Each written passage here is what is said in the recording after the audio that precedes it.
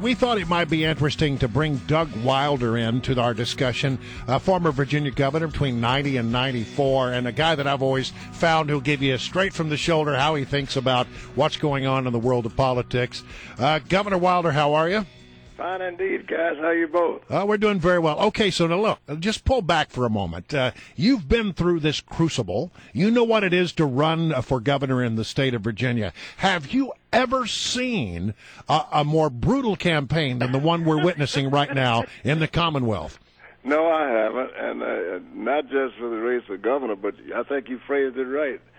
It's never been quite as ugly, and I've said on occasion that I think the people wanted to see the candidates put a bit more meat on the bones of their campaign strategies, and I think a little of that came through. I think it was better last night. It was a good debate, I think. I think Chuck Todd did a better job than many people have done in the past relative to moderating, and I think he should be congratulated for that. All right, but, I mean, why do you think it's been so ugly this time around? I think two reasons. One, Cuccinelli had so much available to be attacked, people couldn't resist the opportunity to say, hey, look, you're going to vote for that guy? Let me tell you who I am. On the other hand, when Terry started trying to do that at first, he failed to give his bona fides in terms of who he was, and so it was a tit-tat and I'm better than that sort of situation, which hadn't played well. I should point out for Larry, he was a Democratic governor. No, I know that. I recognize that. But it's just kind of funny. You're basically blaming the victim here. You're saying it's Ken Cuccinelli's fault that Terry McAuliffe unmercilessly attacked him with millions of dollars of campaign ads. Called him. I'm surprised that Mrs. Cuccinelli is going to vote for Ken Cuccinelli at this point after all these ads. You're blaming Ken Cuccinelli for Terry McAuliffe attacking him because he's so vulnerable? No, I'm not. What I'm saying is that Cuccinelli has provided the fodder for that to take place. Right. For instance, you and I know that the most energetic people voting in elections are women. To the extent that Terry has laid it out on the line where he stands, what he's going to do, Cuccinelli's record doesn't speak so well, and he didn't last night do the best job of projecting how he could be a better candidate or better governor for that electorate. Yes. And I don't think that played well. I don't disagree that has been a challenge for Cuccinelli from the beginning. As Brian said, you are a straight shooter. You tell it like it is. That's why we love having you here. So tell me like it is. Are you comfortable with Terry McAuliffe's experience? Is he really prepared to be the governor of the Commonwealth? You know what's involved in that job. It's a lot. And I've told people I was 16 years in the Senate. I was 4 years as a lieutenant governor. And when I got there, I found out, wow, I thought I had it to do it, but I found out I still needed more. I do think this.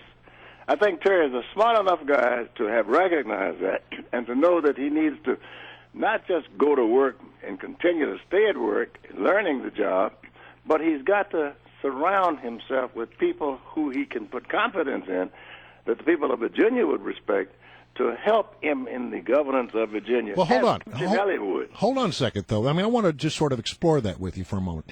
You said, you served in the Senate, you were lieutenant governor, and then you got elected governor, and it was still a daunting task. It is. Why would then you want to pick a guy who's never governed or legislated one day in his life? Or won an election, for that matter. And that's what makes the contest here equivocal in terms of how the voters are going to be voting, what they're going to do, because they're weighing the very same question you're asking.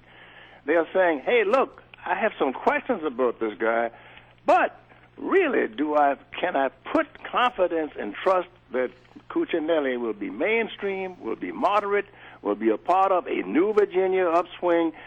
Where are we going to vote? And that's the dilemma. And that's why you see the polls.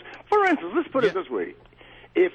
If any Democrat were running against Cuccinelli, he'd be running away with it if that so-called experience factor were there. Mm-hmm. That's what's holding Terry back. That's on the other hand, if you have all of the experience that Cuccinelli says he has, and he's not doing any better, the question would be why. You guys raised a good question earlier on when you said Terry showed courage, I think, in saying, look, I don't care what the NRA's position is on me. This is what I'm going to do. On the other hand, when Chuck Todd asked him the price tag, he couldn't respond and didn't respond. They are the problems that he will be confronting. Our guest is former Virginia Governor Doug Wilder. Lawrence Douglas Wilder, by the way. I'm not going to hold it against you that you didn't go with Larry and you stuck with Doug. That's okay. I'm a proud Larry. But but you know that when you're the governor of Virginia, you're not just the governor of Northern Virginia. You're the governor of the whole state. And we just saw the Obama administration's EPA bring some pretty tough standards on coal, and that's going to hurt this state. Shouldn't Terry McAuliffe come out and take a position? He's been dodging it for a week now. I think he needs to let it be known, because those people out there are going to be pivotal. I spent a great deal of time campaigning in Southwest Virginia. Great people, lovely people. And you're absolutely right. There is a chasm of difference in terms of ideology in many instances between parts of Virginia, but we are all Virginians. And people are looking for someone who can articulate and speak to the issues of Southwest Virginia, Southside Virginia, Tidewater, and Northern Virginia. I got just half a second left because we're running late here. But I just got to ask you this quick question. Some have suggested the polls underrepresent what African American voters in the Commonwealth will do on Election Day. Do you find that to be true or not? I think that has not been that energy factor that people have recognized as they would have done, say, in my campaign or even in Obama's campaign, or even in some other campaigns. Right. I think it could still materialize. Right yet, it hasn't. All right. That's what Terry needs to work on. Am I understanding correct? I'm sorry. I just want to be clear on this. You don't think the black vote is necessarily as enthused about Terry McAuliffe as you would like them to be? About the campaign, period. It's not necessarily about Terry McAuliffe. The issues as such that have been raised have not energized them to that extent. And I think that we can see something changing in the next several weeks. It has to, and that's one of the concerns that I think would be McAuliffe's concern. Hate to cut you short, but we got to run. Doug Wilder, thank you so much. That's a